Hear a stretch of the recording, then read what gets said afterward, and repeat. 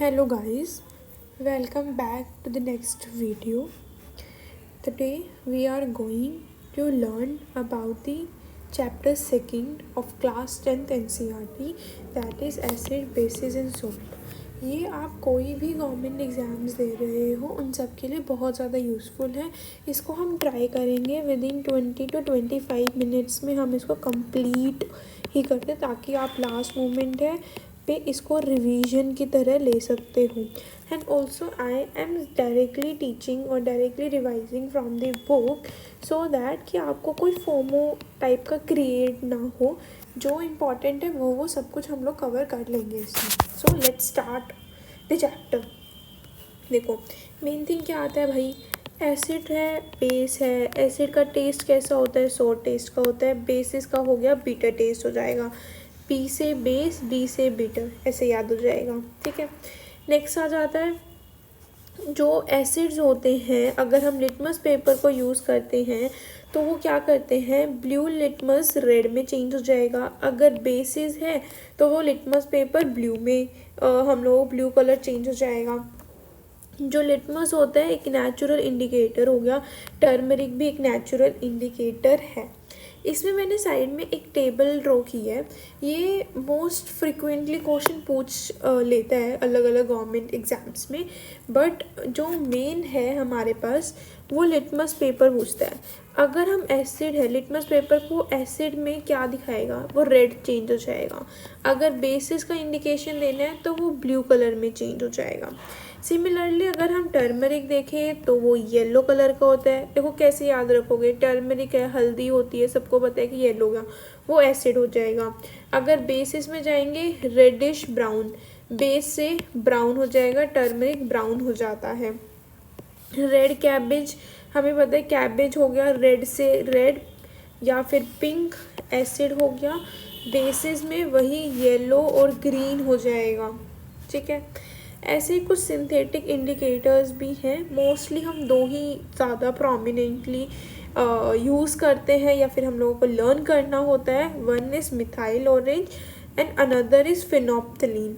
जो methyl orange होता है वो एसिड में रेड कलर दिखाता है और बेस में हम लोगों को येलो कलर दिखाता है। जो फिनोप्थलीन होता है वो कलरलेस दिखाता है।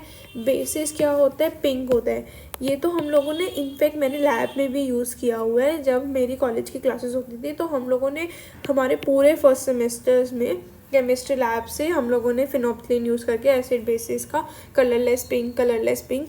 और हाँ, पिंक भी ना वेरी करता है, कभी कभी बहुत ज़्यादा लाइट पिंक हो जाता था और कभी कभी डार्क कलर का पिंक हो जाता था। तो इसके अकॉर्डिंग इनका पीएच भी डिफ़र करता था। ठीक है, ये इम्पॉर्टेंट है इस वाले पेजेस से। फिर एक और है कि जो लिटमस सॉल्यूशन होता है वो पर्पल डाई कलर का होता है, जिसको हम एक्सट्रैक्ट करते हैं, लाइकेन से करते हैं। और ये तो इम्पॉर्टेंट और तो नहीं है, बस हम लोगों को नेक्स्ट ही हम लोगों ने पढ़ ही लिया है कि हमारा जो natural material, red cabbage leaves का हम लोगों ने पढ़ लिया है, टर्मरिक का कर लिया है। अब रेड कैबेज लीव्स में हम लोगों ने क्या पढ़ा था, एसिड कौन दिखाएगा, पिंक कलर दिखाएगा और बेसिस में ग्रीन कलर दिखा देगा। टर्मरिक वैसे तो ये नेचुरल येलो हम लोगों को पता है, हमारे जो घर में यूज़ होता है। तो ये रेड, ये एसिड हो गया और जो चेंज होएगा वो रेडिश ब्राउन हो जाएगा अगर बेस शो करना है तो उसको। ठीक है, नेक्स्ट कम्स कुछ इम्पॉर्टेंट केमिकल प्रॉपर्टीज़ हैं एसिड और बेसिस की। वो केमिकल प्रॉपर्टीज़ क्या हैं, उससे पहले एक और इम्पॉर्टेंट थिंग इज़ ये कुछ ऑल फैक्ट्री इंडिकेटर्स हैं। जो ऑल फैक्ट्री इंडिकेटर्स हैं हमारी एनसीईआरटी में 3 ऑल फैक्ट्री इंडिकेटर्स के बारे में बात की गई है। एक वनीला है, एक अनियन है, एक क्लोव्स है। ये डिट्टो क्वेश्चन ऐसा क्वेश्चन पूछा था हरियाणा के स्टेट पीसीएस के, जो 2024 का एग्ज़ाम हुआ था, उसमें डायरेक्टली पूछा था। बस इसमें एक चीज़ हम लोगों को याद रखना है, अगर ये एसिड में, अगर एसिड का कुछ इनको शो करना है तो एसिड में तो कुछ भी चेंज नहीं करते, इनका स्मेल लॉस नहीं होता। अगर हम लोगों ने इसको इन्होंने बेस को शो करना है कि रिएक्ट कैसे करते हैं अगेंस्ट द बेस, तो स्मेल ख़त्म हो जाएगी, कोई स्मेल ही नहीं आएगी आपको। तो ये इसका ऑल्फैक्टरी इंडिकेटर्स में आ जाएगा। ठीक है, next now starts with the chemical property. जो पहली केमिकल प्रॉपर्टी गिवन है कि जब एसिड और बेस रिएक्ट करते हैं मेटल के साथ, एसिड है प्लस मेटल है, रिएक्ट करेगा तो वो सोल्ट देगा और साथ में H2 गैस को निकालता है। बेस या फिर मेटल तो सोल देगा, H2 गैस को रिलीज आउट करता है। ठीक है, ये हमें याद रखना है कि बस की है एसिड है, मेटल है, सोल दे देता है और हाइड्रोजन गैस को रिलीज आउट करता है। ठीक है, यही इन्होंने ये इन्होंने उसमें लिखा हुआ है इक्वेशन फॉर्म में। नेक्स्ट थिंग इज, अगर मेटल कार्बोनेट्स हैं या फिर मेटल हाइड्रोजन कार्बोनेट्स हैं, एसिड के साथ रिएक्ट करता है तो क्या देता है, तो वो हम लोगों को सोल्ट देगा, H2O देगा, CO2 देगा। देखो सिंपल सी बात है, कभी भी मेटल और एसिड रिएक्ट करते हैं तो हम लोगों को सोल्ट तो देना ही देना है। अब यहाँ पे मेटल्स, सिंपल मेटल्स होंगे तो सोल देगा, बट मेटल के साथ मेटल के कार्बोनेट्स हो या फिर मेटल के हाइड्रोजन कार्बोनेट्स हो, कार्बोनेट्स हाइड्रोजन कार्बोनेट से CO2 गैस रिलीज होती है और इसके साथ साथ वाटर भी रिलीज होता है। ये नेक्स्ट हम लोगों को लर्न करना होता है। फॉर एग्जांपल इन्होंने बोला कि जब हम सोडियम कार्बोनेट को HCl के साथ रिएक्ट करते हैं तो वो sodium chloride, this is salt, water दे देता है और CO2 गैस को रिलीज़ करता है। सिमिलरली अगर सोडियम हाइड्रोजन कार्बोनेट है और वो एसिड के साथ रिएक्ट कर रहा है तो वो NaCl देगा, वाटर देगा एंड CO2 रिलीज़ आउट कर देगा। ठीक है, ये दो रिएक्शंस हम लोगों ने याद रख ली। अब जब ये हम लोगों का ये जो CO2 है, जब हम इसको पास करते हैं लाइम वाटर क्या होता है, कैल्शियम हाइड्रोक्साइड। कमेंट सेक्शन में आपको ये बताना है कि क्विक लाइम का फॉर्मूला क्या होता है, क्विक लाइम का फॉर्मूला क्या होता है और स्लेट लाइम का फॉर्मूला क्या होता है। आई नो इसमें से एक फॉर्मूला तो ऑलरेडी आपको स्क्रीन पे दिख ही रहा होगा, बट आप बताना कि क्या होता है। वो ऑलरेडी है स्लेट लाइम का फॉर्मूला ना, कैल्शियम हाइड्रोक्साइड। तो अब क्विक लाइम का फॉर्मूला हम लोगों को कमेंट सेक्शन बॉक्स में बताना। ठीक है, जब हम लोगों ने क्या किया, कैल्शियम हाइड्रोक्साइड में CO2 को पास कराया तो हम लोगों को वाइट प्रेसिपिटेट मिल जाएगा, दैट इज़ कैल्शियम कार्बोनेट। इसी को ही हम लोगों ने बोला है लाइमस्टोन। ठीक है, नेक्स्ट लाइमस्टोन, चौक और मार्बल ना अलग अलग फॉर्म्स होते हैं जो कैल्शियम कार्बोनेट के, ये पता होना चाहिए। नेक्स्ट मेटल कार्बोनेट या फिर मेटल हाइड्रोजन कार्बोनेट जब एसिड के साथ रिएक्ट करता है तो हम लोगों को सोल्ट, CO2 एंड वाटर हम लोगों को मिलता है। नेक्स्ट आता है, अब एसिड और बेसिस जब एक दूसरे के साथ रिएक्ट करते हैं तो क्या बनाता है, हमें पता है जब भी एसिड और बेस रिएक्ट करते हैं तो हम लोगों को सोल्ट देता है और वाटर देता है। नेक्स्ट इम्पॉर्टेंट रिजल्ट हम लोगों को ये याद रखना है।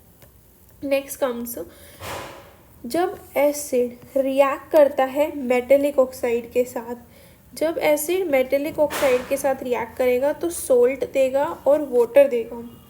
ठीक है, ये यहाँ पे जो मेटेलिक ऑक्साइड होगा वो एक्ट करता है एज अ बेस, ये याद रखना है, एक्ट करता है एज अ बेस। ठीक है, जैसे मैंने एक फ्रेमवर्क में लिखा हुआ है कि metallic oxide act as a basic oxide, non metallic oxide act as acidic nature में होता है या एसिडिक नेचर की तरह बिहेव करते हैं। अभी आप सोच रहे हो यार इसको लर्न कैसे करें, इसको लर्न करो। देखो नॉन मेटेलिक, हम कह रहे हैं no to the metal. Non metallic में नो वर्ड आ रहा है, हम नो किसको कह रहे हैं, एसिड को। हम लोगों को एसिड से दूर रहना चाहिए, we should be far from acid. तो ऐसे याद कर सकते हो, अगर नोन है, नो है, किससे हम लोगों को दूर होना चाहिए, एसिडिक को। हमारी टीचर्स, हमारे पेरेंट्स बोलते हैं ना, ज़्यादा जहाँ पे एसिडिक होते हैं वहाँ पे हम लोगों को ज़्यादा देर तक स्टे नहीं करना चाहिए। सो नॉन मेटेलिक एक्ट करता है हैज़ एन एसिडिक ऑक्साइड की तरह एक्ट करेगा, और जो बच जाता है दैट इज़ मेटेलिक, वो बेसिक की तरह काम करेगा। ठीक है।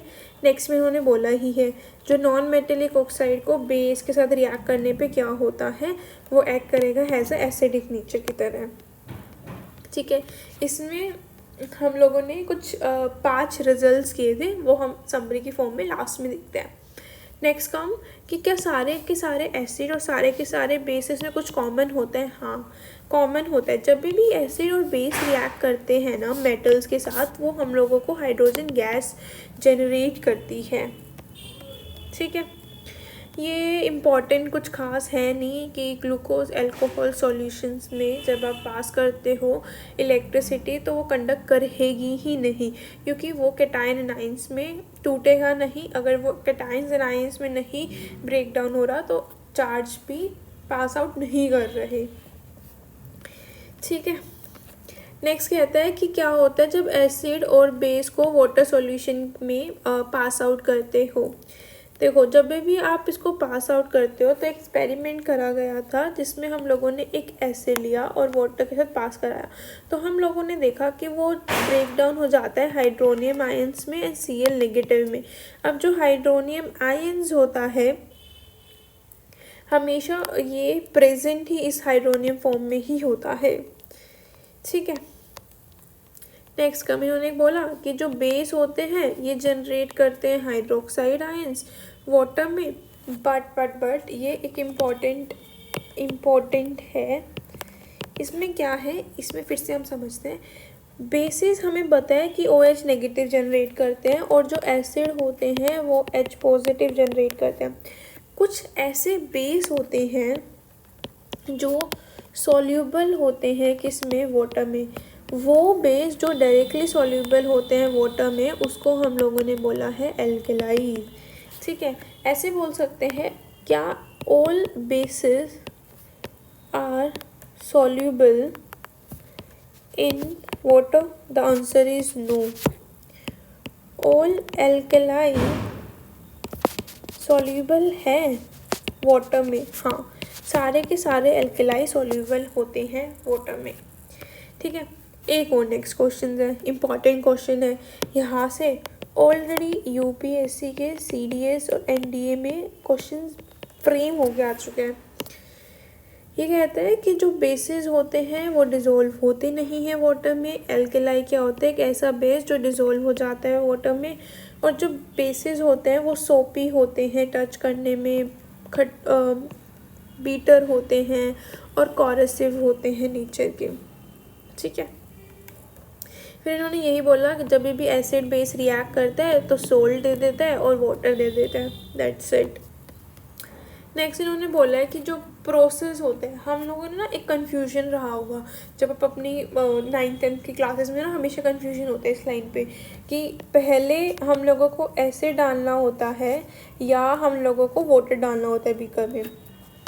मतलब देखो, 2 रिएक्शंस होते हैं, यहाँ पे एसिड हो गया या यहाँ पे वाटर हो गया। यहाँ पे हम लोगों को वाटर डालना होता है या यहाँ पे एसिड डालना होता है, कौन सा करेक्ट होता है।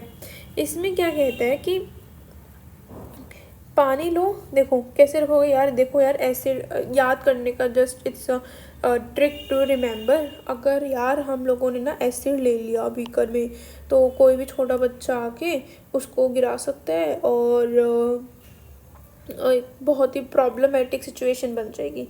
तो हम लोगों ने क्या किया, हम लोगों ने ना बीकर में वाटर डाला। वाटर है, कोई हार्मफुल नहीं है, कुछ कोई प्रॉब्लम भी नहीं हुई, कोई सिचुएशंस भी अंडर कंट्रोल रहेगी।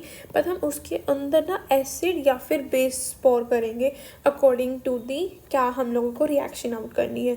तो याद रखना, वाटर के अंदर हमारा एसिड को हम डालते हैं, ना कि एसिड के अंदर वाटर डाला जाता है।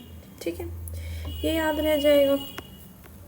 और ये जो रिएक्शंस होती है जब हम एसिड और वाटर के डालेंगे तो ये एक्सोथर्मिक प्रोसेस होता है। ठीक है, ये मैंने रॉन्ग करा है।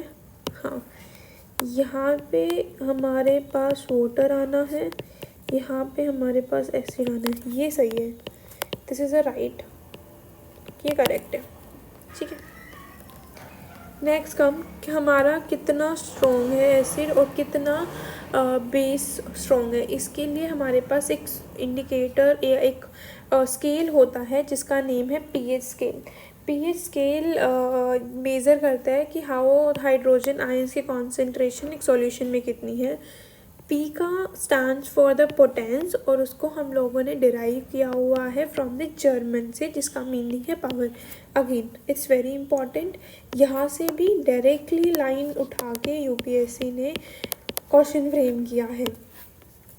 ठीक है, अब जो पीएच स्केल होता है जनरली कितने से कितने रेंज का होता है, वो 0 से 14 की रेंज तक होता है। 0 बहुत ज़्यादा एसिडिक होता है और जो 14 होता है बहुत ज़्यादा एल्कलाइन होता है। ये इंडिकेट करता है कितना वो पर्टिकुलर सॉल्यूशन एसिडिक है, बेसिक है। Again one more important line is, जितनी ज़्यादा हमारी हाइड्रोनियम आयन की कॉन्सेंट्रेशन ज़्यादा होगी ना, उतनी ही पीएच वैल्यू कम होगी। आप अपनी साइड में या नोटबुक में अगर आप बुक रीड कर रहे हो तो यहाँ पे लिख सकते हो साइड में, higher the hydronium ion concentration inversely is the pH की वैल्यू। ये रिलेशन होता है, ये रिलेशन हम लोगों को लर्न करना होता है। ठीक है, पीएच एक अगर न्यूट्रल सॉल्यूशन है तो उसकी पीएच की वैल्यू 7 हो जाएगी। अगर लेस देन 7 है पीएच स्केल पे तो वो एसिडिक हो जाता है। अगर पीएच की वैल्यू ग्रेटर देन 7 होती है तो वो बेसिक हो जाता है। ठीक, नेक्स्ट यहाँ से गैस्ट्रिक जूस की कितनी होती है 1.2, लेमन जूस की 2.2। हमारा जो ब्लड हो जाता है और प्योर वाटर होता है वो न्यूट्रल होता है, that is 7.4। Milk of magnesia 10 है, again this is important, milk of magnesia 10 होता है और NaOH अबाउट 14 हो जाता है। ठीक है, कुछ इम्पॉर्टेंट पीएच है जो हम लोगों को लर्न करने होते हैं। जो पीएच होता है हमारे रेन वाटर का वो होता है इट इज़ लेस देन 5.6। 5.6 से कम होता है, इसको हम लोगों ने एसिड रेन बोला है। It is again important. Next comes, ये भी क्वेश्चन पूछा था यूपीएससी ने, यहाँ से भी ऑलरेडी यूपीएससी फ्रेम कर चुकी है क्वेश्चन। दिस इज़ कि जो वीनस में एटमॉस्फेयर में होता है उसके जो क्लाउड्स होते हैं वो सल्फ्यूरिक एसिड के बने होते हैं। ठीक है, सोयल का जो हमारे पास पीएच होता है वो अप्रॉक्सीमेटली 5.6 के अराउंड होता है। ठीक है, 5.6 के अराउंड। पीएच ऑफ हमारा डाइजेस्टिव सिस्टम में हमें पता है HCl, हमारा स्टमक HCl रिलीज आउट करता है। जब एसिडिटी बहुत ज़्यादा हो जाती है तो डॉक्टर क्या रिकमेंड करता है कि आप एंटासिड ले लो। एंटासिड एक बेस हो जाता है जो उसको नलीफाई कर देता है एसिडिटी को। जो हम मोस्ट कॉमनली एंटासिड यूज़ करते हैं that is magnesium hydroxide, milk of magnesia. Milk of magnesia का पीएच बताना क्या होता है, अभी हम लोगों ने किया। मिल्क ऑफ मैग्नीशिया का जो पीएच होता है वो 10 होता है। अगेन एक्टिव रिकॉर्डिंग करना साथ में ही। Another one is tooth decay का जो पीएच हो जाता है अगर लोअर देन 5.5 से कम हो रहा है, फॉर एग्जाम्पल आपको 5.1 जा रहा है, 5 जा रहा है, तो आपकी टूथ डिके स्टार्ट हो जाएगी। जो टूथ होता है वो जो टूथ इनेमल होता है वो किससे बना होता है, वो कैल्शियम हाइड्रोक्सी एपेटाइट से बना होता है। सबसे हार्डेस्ट सब्सटेंस होता है हमारी बॉडी में। ठीक है, nothing much else, you don't have to read anything. Next comes कुछ सेल्फ डिफेंस के लिए इम्पॉर्टेंट ये है, ये वाला ये इम्पॉर्टेंट है, ये टेबल आपको लर्न होनी चाहिए। इसमें क्या कर रहा है, इसमें ये कह रहा है कि जो विनेगर होता है वो एसिटिक एसिड होता है, इसमें ऑरेंज में सिट्रिक होता है, टैमरिन में टार्ट्रिक होता है, टमाटो में ऑक्सैलिक हो गया, सोर मिल्क या फिर कर्ड में हमारा लैक्टिक एसिड हो गया, लेमन में सिट्रिक एसिड हो गया, एंड स्ट्रिंग में मिथेनॉइक, नीटल स्ट्रिंग में मिथेनॉइक। आप कैसे कर सकते हो अपनी जो भी बुक है उसको हाइड करना। देखो हम पता है कि मिल्क हो गया, मिल्क में तो लैक्टिक सबको पता होता है। हम बोलते हैं ना फिटनेस के लिए कि भाई आपको सिट्रिक एसिड वाली चाहिए तो लेमन लगा लो, ऑरेंज लगा लो, सिट्रिक हो गया, विनेगर में आपका एसिटिक हो गया। 2-3 बार करोगे लर्न हो जाएगा। मोर अबाउट द सोल्स के बारे में क्या करना है, इसमें हमें 3-4 सोल्स के बारे में ही पढ़ना है। उससे पहले एक पीएच ऑफ द सोल्स देख लेते हैं। ये जो पैराग्राफ है ना इसकी समरी ये है। अगर मेरे पास मैं एसिड यूज़ कर रही हूँ, स्ट्रॉन्ग ही एसिड यूज़ कर रही हूँ और बेस भी मेरा स्ट्रॉन्ग है, तो उसकी जो पीएच हो जाएगी वो न्यूट्रल हो जाएगी। अगर मैं एसिड स्ट्रॉन्ग एसिड यूज़ कर रही हूँ और बेस मेरा वीक है, तो पीएच मेरा एसिडिक होगा। ऐसे ही अगर मेरे पास वीक एसिड है और मेरे पास जो बेस है वो स्ट्रॉन्ग है, तो मैं पीएच मेरा बेसिक होगा। ठीक है, अब कुछ कॉमन सोल्ट NaOH के बारे में जान लेते हैं, जो बहुत ज़्यादा इम्पोर्टेंट है। और इसमें 3 ही 4 चीज़ें करनी है जो हम लोगों को करनी चाहिए। इसमें से कोई रिएक्शन नहीं पूछने वाला, कुछ नहीं पूछने वाला। बस क्या पूछने वाला है, बेकिंग सोडा का फॉर्मूला क्या होता है, वॉशिंग सोडा का फॉर्मूला क्या होता है, ब्लीचिंग पाउडर्स, बस ये पूछेगा। हाई देखो, अगर आप NaCl हो, उसको आप एक्वा सॉल्यूशन से पास आउट कर रहे हो, मतलब वाटर में से पास आउट कर रहे हो, तो आपको क्या देगा, NaOH दे देगा, हाइड्रोजन दे देगा, Cl2। जब आपकी क्लोरीन गैस रिलीज आउट होती है, तो उसको हम बोलते हैं क्लोर एल्केलाई प्रोसेस। क्लोर एल्केलाई प्रोसेस, ठीक है, इम्पॉर्टेंट है, याद रहेगा। अब ये कहते हैं कि जो Cl2 होता है ना, आप इसको कहाँ कहाँ यूज़ कर सकते हो। वाटर ट्रीटमेंट करनी हो, स्विमिंग पूल में जाना हो, PVC हो गया, डिसइंफेक्टेंट हो गया, क्लोरोफ्लोरोकार्बन्स हो गया, पेस्टिसाइड्स हो गया। और वही है जो हाइड्रोजन हो गया, आपने फ्यूल में यूज़ कर सकते हो, मार्गरीन में, अमोनिया में, फर्टिलाइज़र्स में, यहाँ आप यूज़ कर सकते हो। ठीक है, ज़्यादा कुछ है नहीं, बस आपको ये याद रखना है कि ये क्लोर एल्केलाई प्रोसेस किससे रिलेटेड है, NaOH की फॉर्मेशन से रिलेटेड है बस। अभी जो ऊपर क्लोरीन रिलीज आउट हुई है, उसको हम यूज़ करके और क्या बनाएंगे, हम ब्लीचिंग पाउडर बनाएंगे। ब्लीचिंग पाउडर क्या किया हम लोगों ने, कैल्शियम ऑक्सीक्लोराइड लिया, कैल्शियम ऑक्सीक्लोराइड हो, इट्स कैल्शियम हाइड्रोक्साइड लिया, जिसको हम लोगों ने स्लेक लाइम भी बोला है, Cl2 को पास कराया, तो हम लोगों को कैल्शियम ऑक्सीक्लोराइड दे देगा। इसी कैल्शियम ऑक्सीक्लोराइड को हम लोगों ने बोला है bleaching powder. Then comes the calcium chloride and then comes the water. Bleaching powder कहाँ कहाँ यूज़ होता है, ये हमारी कॉटन में यूज़ होता है, लाइनन की टेक्सटाइल इंडस्ट्रीज़ में, पेपर फैक्ट्रीज़ में, bleaching of the wash clothes, laundry में ये एक्ट करता है हैज़ एन ऑक्सीडाइजिंग एजेंट। बहुत सारी केमिकल इंडस्ट्रीज़ में और डिसइंफेक्टेंट की तरह भी यूज़ करते हैं, जब हम लोगों को वेस्ट वाटर ट्रीटमेंट्स वगैरह में हेल्प होती है। ठीक है, इंपॉर्टेंट थिंग इज़ भाई ब्लीचिंग पाउडर का फॉर्मूला क्या होता है ये पता होना है। फिर बेकिंग सोडा का फॉर्मूला याद रखो, वो होता है सोडियम हाइड्रोजन कार्बोनेट।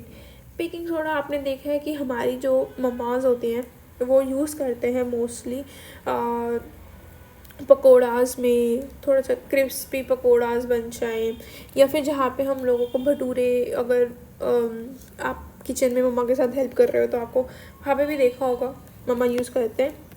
अब इसमें फॉर्मेशन कैसे होती है, हम लोगों ने सोल्ट लिया NaCl, वाटर किया, CO2 करा और अमोनिया पास आउट कर दिया। वहाँ पे हम लोगों को अमोनियम क्लोराइड दे देगा एंड सोडियम हाइड्रोजन कार्बोनेट। ठीक है, फिर जब हम सोडियम हाइड्रोजन कार्बोनेट को हीट आउट करते हैं, तो हम लोग को सोडियम कार्बोनेट दे देगा, वाटर दे देगा एंड CO2 दे देगा। नेक्स्ट काम इस बेकिंग सोडा का कहाँ कहाँ यूज़ है, हमारे मोस्टली फूड प्रोडक्ट्स में तो है ही। ठीक है, ये हो गया। कार्बन डाइऑक्साइड जो रिलीज़ करती है वो ब्रेड को स्पॉन्जी अपीयरेंस एंड सॉफ्ट बनाती है। सोडा एसिड फायर एक्सटिंग्विशर्स में भी हेल्प करता है। ये एक इम्पॉर्टेंट एप्लीकेशन है जो हम यूजुअली भूल जाते हैं, और एंटासिड्स में भी यूज़ हो जाता है। अभी हम लोगों ने जस्ट रीड किया, एंटासिड का एक एग्जाम्पल बताना और साथ में इसका pH भी बताना कमेंट सेक्शन में। ठीक है, नेक्स्ट वॉशिंग सोडा का जो फॉर्मूला होता है वो होता है Na2CO3 डॉट 10H2O होता है वाटर ऑफ क्रिस्टलाइजेशन।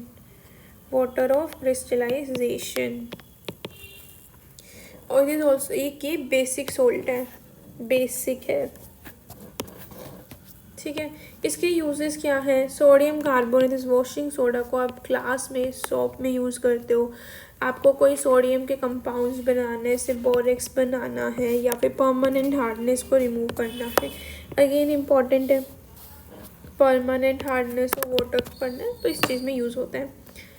ये हमारे इम्पॉर्टेंट है। जब भी आप रिवाइज करो तो आपको बस ये करना है, ब्लीचिंग पाउडर का फॉर्मूला, बेकिंग सोडा का फॉर्मूला एंड वॉशिंग सोडा का फॉर्मूला। वॉशिंग सोडा का फॉर्मूला क्या है? Na2CO3.10H2O, यहाँ से कैल्शियम ऑक्सीक्लोराइड। और बेकिंग सोडा का जो फॉर्मूला हो जाता है that comes out to be sodium hydrogen carbonate. ठीक है, ये इंपॉर्टेंट हो जाता है। नेक्स्ट नॉट द लीस्ट, बिल्कुल लास्ट पे है, एक प्लास्टर ऑफ पेरिस क्या होता है, ये इम्पॉर्टेंट है। जो प्लास्टर ऑफ पेरिस होता है, जब हम जिप्सम को हीट आउट करते हैं 373 पे तो अपना वो वाटर मॉलिक्यूल को लॉस आउट कर देते हैं और क्या बना देते हैं? Calcium sulphate hemihydrate. इसी को हम लोगों ने प्लास्टर ऑफ पेरिस बोला है। इसका फॉर्मूला याद रखना है भाई, कैल्शियम सल्फेट .12H2O हमारे पास प्लास्टर ऑफ पेरिस होता है। जो प्लास्टर ऑफ पेरिस होता है एक वाइट पाउडर होता है जो मिक्स करते हैं हम वाटर के साथ। ये चेंज हो जाता है जिप्सम में जब हम लोगों ने वाटर से उसको फर्दर ट्रीट कर देते हैं। और जिप्सम बहुत ही हार्ड सॉलिड मास होता है। बस ये एक इम्पॉर्टेंट इक्वेशन है जो हम लोगों को याद रखना है। बस याद रखना है कि जिप्सम का फॉर्मूला क्या होता है, प्लास्टर ऑफ पेरिस का फॉर्मूला क्या होता है। प्लास्टर ऑफ पेरिस हम लोगों को पता है हमारे टॉयज़ में यूज़ होता है, मटेरियल्स के डेकोरेशंस में, सरफेस स्मूथनेस में। दैट्स इट, ये हमारा पूरा चैप्टर है। इसमें एक क्विक समरी की टाइप में कर लेते हैं कि हम लोगों ने क्या क्या किया इसमें फर्स्ट थिंग इज़ हम लोगों ने कुछ acid, basis and salt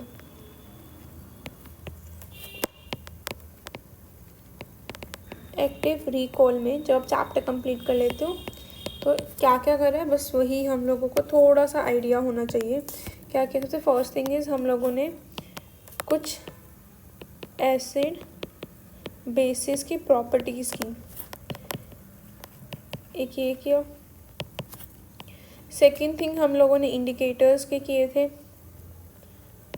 3 types के इंडिकेटर्स हम लोगों ने रीड किए। एक नेचुरल इंडिकेटर्स किया, नेक्स्ट हम लोगों ने सिंथेटिक किया। सिंथेटिक के बाद हम लोगों ने ओल्फैक्टरी इंडिकेटर्स किए। नेचुरल में हम लोगों ने लिटमस किया था, टर्मरिक किया था, methyl orange. Litmus, turmeric and the methyl orange. Synthetic में हम लोगों ने 2 किए थे, एक फिनेप्थलीन किया था, सॉरी मिथाइल ऑरेंज नहीं, रेड कैबेज। यहाँ पे मिथाइल ऑरेंज किए थे। इन सब में एसिड में क्या चेंज आएगा, बेस में क्या आएगा, इन सब का ये हम लोगों ने किया। ऐसे ही सिमिलरली एसिड में क्या चेंज आएगा, बेसिस में क्या चेंज आएगा, वो किया। ऑल फैक्ट्री वाले में हम लोगों ने 3 प्रोडक्ट यूज़ किए थे। वन इज़ क्लोव किया था, another one we have use is vanilla and one more thing which we have use is the onion. इन तीनों का कैसे कैसे ये चेंज करता है अकॉर्डिंग टू एसिड और बेसिस के अकॉर्डिंग। ठीक है, इंडिकेटर्स के बाद third thing we have done is a chemical properties क्या है एसिड की और बेसिस की। केमिकल प्रॉपर्टीज़ में हम लोगों ने 5 यूज़ की थी। एसिड हो, बेसिस हो, मेटल के साथ रिएक्ट करके क्या देता है, एसिड हो, बेसिस हो, वो जब रिएक्ट करता है हमारे साथ, किसके साथ रिएक्ट करता है, मेटल के कार्बोनेट्स हो या फिर मेटल के हाइड्रोजन कार्बोनेट्स हो, ये करा था हम लोगों ने। बेस और एसिड रिएक्ट करके क्या दे देते हैं, ये आपको पता होना चाहिए, होपफुली आप रिकॉल कर पा रहे हो। And another thing which we have learn is metallic oxide कैसे रिएक्ट करते हैं। मेटेलिक ऑक्साइड प्लस में एसिड के साथ क्या फॉर्मेशन होती है। अगर नॉन मेटेलिक ऑक्साइड है प्लस में बेस है तो वो कैसे रिएक्ट करता है और क्या सॉल्यूशन में क्या प्रोडक्ट देता है। ठीक है। Fourth thing we have learn about the pH. PH का कहाँ से हम लोगों ने डिराइव किया हुआ है, कौन कौन सी कितनी वैल्यूज़ ये शो करता है, दैट इज़ 0 to 14। एसिड कब होता है, न्यूट्रल कब होता है, बेस कब होता है, ये किया हम लोगों ने। कुछ इम्पॉर्टेंट एसिड्स कौन से में प्रेजेंट होता है, फॉर एग्जांपल विनेगर में क्या होता है, ऑरेंज में क्या होता है, टमाटो में क्या होता है, फिर एंड स्टिंग क्या देती है, देन कम्स अबाउट दी हमारे पास नीडल स्ट्रिंग क्या होती है, या फिर मिल्क में कौन सा एसिड प्रेजेंट होता है, ये बताया। फिर इम्पॉर्टेंट नेक्स्ट हम लोगों ने कुछ इम्पॉर्टेंट पीएच भी किए, लाइक मिल्क ऑफ मैग्नीशिया का पीएच क्या होता है, देन हमारी डाइजेस्टिव सिस्टम का पीएच क्या होता है, वो सब भी हम लोगों ने किया। ठीक है। Fifth not the list, important formulas हम लोगों को करने, ये ज़्यादा इम्पॉर्टेंट होते हैं। तीन चार है। First one is bleaching powder का formula, second thing is baking soda का formula, third is washing soda का formula, fourth comes is gypsum का formula, calcium sulphate dot 2H2O। Fifth one is plaster of Paris का formula ये, और क्लोर alkali process क्या होता है, इन सब का फॉर्मूला, ये क्या किसे कहते हैं, इन सब के थोड़े से यूजेस या एप्लीकेशंस, बस ये आपने इसमें किया। Revise it, we will see in next chapter, till then revise and a happy day.